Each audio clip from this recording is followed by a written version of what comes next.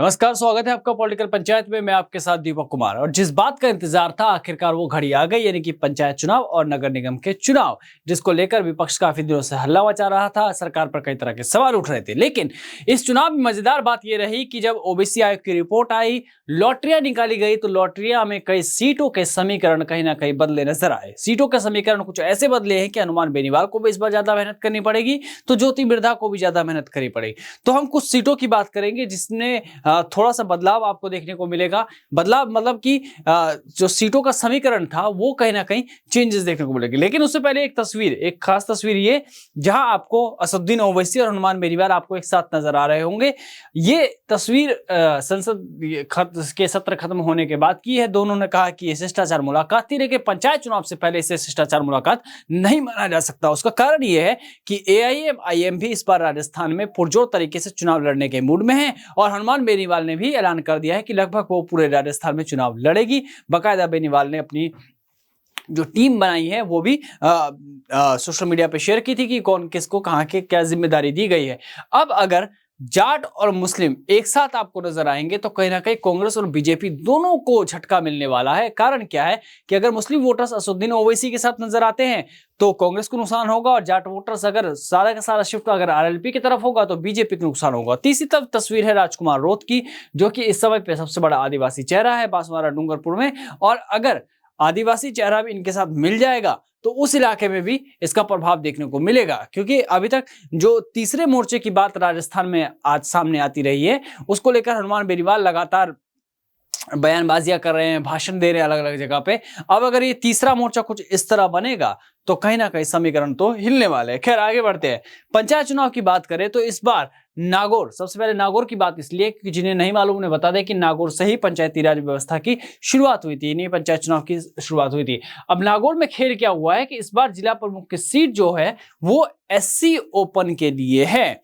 SC open का होने का मतलब क्या है कि इस बार बेनीवाल परिवार और मिर्धा परिवार से कोई भी जिला प्रमुख पद के लिए नहीं उतर पाएगा, यानी कि किसी और को इन्हें मौका देना होगा, किसी एक चेहरे को लाना होगा। खास बात क्या है कि नागौर की राजनीति में लंबे समय से रामनिवास मिर्धा और राम रघुनाथ चौधरी परिवार का प्रभाव रहा। रामदेव बेनीवाल और महेंद्र चौधरी परिवार का भी जिला प्रमुख पद पर दबदबा रहा है। रामनिवास मिर्धा के बेटे हरिंदर मिर्धा भी जिला प्रमुख रहे।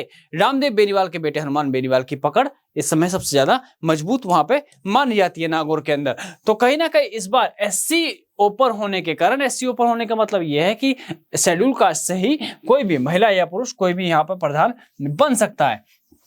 तो ऐसे में हनुमान बेनीवाल को भी और ज्योति मिर्धा को भी, दोनों को ज्यादा मेहनत करनी होगी उस इलाके में अपनी पार्टी को मजबूती देने के लिए। वहीं कांग्रेस को भी पूरी की पूरी ताकत लगानी होगी, क्योंकि ज्योति मिर्धा परिवार जो है पहले कांग्रेस में था, अब बीजेपी में शामिल हुआ, तो इसका भी असर देखने को मिलेगा।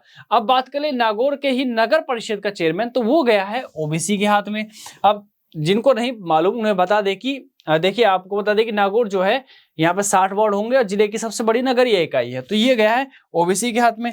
खास बात ये है, जिन्हें नहीं मालूम कि भैया नगर परिषद जिला परिषद में क्या अंतर, उनको बता दें कि राजस्थान के अंदर 3 स्तरीय उस पर चुनाव होते हैं। शहरी स्थानीय निकाय में नगर पालिका से अध्यक्ष चुने जाएंगे, नगर परिषद का चुनाव होगा तो सभापति, नगर निगम से महापौर। वही ग्रामीण स्थानीय निकाय चुनावों की बात करें तो ग्राम पंचायत, पंचायत समिति, जिला परिषद, ग्राम पंचायत से सरपंच, पंचायत समिति से प्रधान और जिला परिषद से जिला प्रमुख। तो इस तरह के चुनाव 3 स्तरीय राजस्थान के अंदर होते हैं, और इसी को लेकर जो सारा का सारा समीकरण अभी आपको टूटता बनता दिखाई देगा।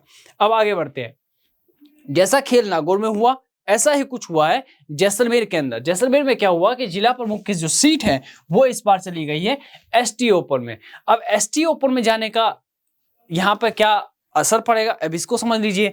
यहां पर जो है गाजी फकीर और साले मोहम्मद जो पूर्व मंत्री रह चुके हैं, इनके परिवार का प्रभाव जैसलमेर के अंदर रहा।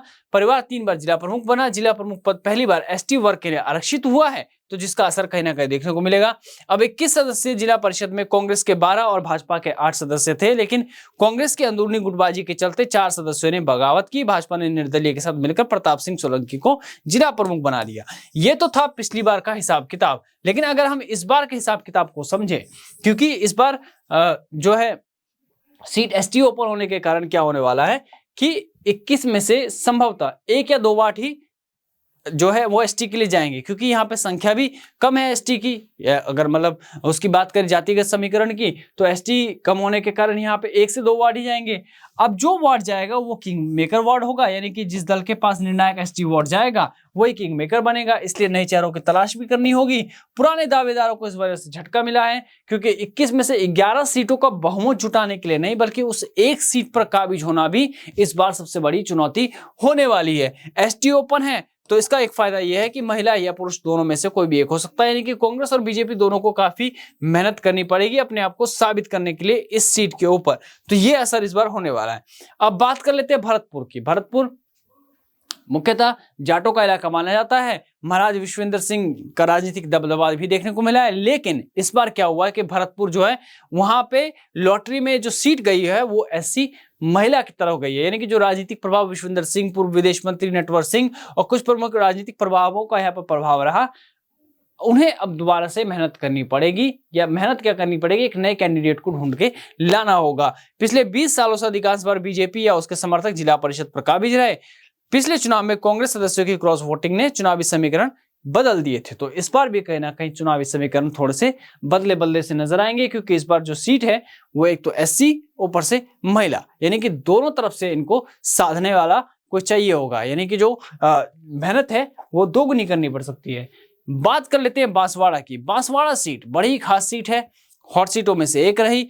और अभी हाल फिलहाल में जो आपने प्रकरण देखा, किस तरह महेंद्रजीत सिंह मालवीय 300 कार्य बीएपी के, उनका कहने का मतलब उन्होंने ये कहा था कि बीएपी के 300 कार्यकर्ताओं के साथ वो अशोक गहलोत के घर पहुंचे, गहलोत से मुलाकात की, फिर गोविंद सिंह डोटासरा से मुलाकात की, और ये एक नई राजनीतिक समीकरण बनते हुए नजर आ रहे हैं। अब क्या है कि बांसवाड़ा जिला प्रमुख जो वो एसटी ओपन है, तो एसटी ओपन होने से फायदा यह है कि मालवीय को अपने आप को साबित करने का एक बार फिर से वहां पे मौका मिल चुका है। कारण क्या है कि 2000 से 2010 तक महेंद्रजीत सिंह मालवीय जिला प्रमुख रहे। इसके बाद कांग्रेस से उनकी पत्नी जिला प्रमुख बनती रही। पिछले चुनाव में रेशम मालवीय लगातार तीसरी बार जिला प्रमुख चुनी गई, यानी मालवीय परिवार का इस पद के ऊपर कम से कम दबदबा तो नजर आता है। और इस बार भी जिस तरह से उन्होंने अभी हाल फिलहाल में बीजेपी ज्वाइन करी थी, फिर बीजेपी के बाद फिर कांग्रेस ज्वाइन करी पंचायत चुनाव से ठीक पहले, और जिस तरह बीजेपी कार्यकर्ताओं को लेकर अशोक गहलोत के पास एक शक्ति प्रदर्शन के रूप में उनको देखा जा रहा था, तो उसका असर यहां देखने को मिलेगा। हालांकि राजकुमार राउत ने साफ इनकार किया कि वो हमारे कार्यकर्ता थे ही नहीं, तो ये भी बड़ा ट्विस्ट आने वाला है। तो यहां पर राजकुमार राउत को भी कहीं ना कहीं मेहनत करनी पड़ेगी। अब बात कर लेते हैं प्रतापगढ़ की। तो प्रतापगढ़ में क्या हुआ है कि प्रतापगढ़ का जो जिला प्रमुख की जो लॉटरी पर सीट गई है वो एसटी महिला को गई है। 2008 में प्रतापगढ़ जिला अलग हुआ था, उससे पहले चित्तौड़गढ़, उदयपुर और बांसवाड़ा जिला परिषदों में से एक था। अब बांसवाड़ा यहाँ पे क्या है कि भाजपा से नंदलाल मीणा और कांग्रेस से रामलाल मीणा, इन दोनों का सबसे ज्यादा दबाव मिला। दबाव मतलब प्रभाव रहा है, माफ कीजिए, दबाव नहीं, प्रभाव रहा है। प्रभाव का असर इस तरह देख सकते हैं कि नंदलाल मीणा की पत्नी सुमित्रा मीणा जिला प्रमुख रह चुकी हैं। 2015 में नंदलाल की बहू सारिका मीणा जिला प्रमुख बनी। 2020 में इंदिरा देवी मीणा जिला प्रमुख बनी। इंदिरा देवी जो है पूर्व विधायक रामलाल मीणा की पत्नी है। तो नंदलाल मीणा और रामलाल मीणा, इन दोनों परिवारों का यहाँ पर हमें प्रभाव देखने को मिलता है। तो इस वजह से भी कहीं ना कहीं प्रतापगढ़ की सीट जो है वो थोड़ा सा सेफ मानी जा सकती है। अब दोनों पार्टियों को बस यहाँ पे अपनी अपनी मेहनत करनी होगी, तो वो देखने को मिलेगा कि इस बार ये सीट किसके हाथ में जाती है। क्योंकि ये चुनाव इसलिए भी महत्वपूर्ण है कि एक तो राजस्थान के अंदर 2.5 साल बाद चुनाव हो रहे हैं। 2.5 साल बाद चुनाव होने से असर ये हो रहा है कि इसे विधानसभा चुनाव से भी देखा जा रहा है कि ये विधानसभा चुनाव के सेमीफाइनल के तौर पर है। अब 2 सीटों की बात करूं, एक 12 और एक चूरू। 12 में और चूरू में कुछ खास बदला नहीं। 12 में अनारक्षित ओपन है और चूरू में भी अनारक्षित ओपन है, यानी कि यहाँ पे कोई भी बन सकता है। 12 में फिर से आपको वंशवाद थोड़ा सा देखने को मिल सकता है। प्रमोद जैन भाया के परिवार से ही हो सकता है कि कोई ना कोई इस बार भी जिला प्रमुख के पद पर है। वही चूरू की बात करें तो यहाँ पे रावताराम का परिवार, सारण का परिवार और कस्बा परिवार का दबदबा रहा। साथ ही राजेंद्र राठौड़ की भी भूमिका यहाँ पे अहम नजर आती है। वंदना आर्य के दादा ससुर रावताराम आर्य जिले के पहले जिला प्रमुख रहे। रावताराम आर्य 5 बार विधायक भी रहे। वहीं 2015 में वर्तमान विधायक हरलाल सारण जिला प्रमुख बने। दीपचंद कस्बा सांसद और विधायक रहे। उनके बेटे राम सिंह कस्बा 4 बार सांसद रहे। और अब राम सिंह कस्बा के बेटे राहुल कस्बा वर्तमान में सांसद हैं। बीजेपी को छोड़कर कांग्रेस में गए थे। तो यहाँ पे जो तलखियां थी राजेंद्र राठौड़ और कस्बा की, वो साफ साफ नजर आती है, चाहे सोशल मीडिया के जरिए हो, चाहे वो भाषणों के जरिए हो। तो बस यहाँ चुनौती ये होगी कि दोनों को अपने अपने कैडर को मजबूत करना होगा, बातें करनी होगी, अपने जो कैंडिडेट्स होंगे वो अच्छा इनको चुनकर लाना होगा। अब बात कर लेते हैं बीकानेर की। तो बीकानेर का हाल ऐसा है कि यहाँ पर आरक्षित महिला के लॉटरी में निकली है सीट, यानी कि महिला ही बनेगी, चाहे वो किसी भी समाज से हो। और यहाँ पे खासतौर पर मेघवाल और डूडी परिवार में हमेशा प्रतिष्ठा की जंग मिली है, तो इस बार भी कहीं ना कहीं वही जंग आपको नजर आएगी, चाहे मेघवाल परिवार से हो चाहे वो डूडी परिवार से हो। और कुछ ऐसा ही हाल है सीकर का। सीकर में जिला प्रमुख की जो सीट निकली है लॉटरी में, वो ओबीसी महिला की निकली है।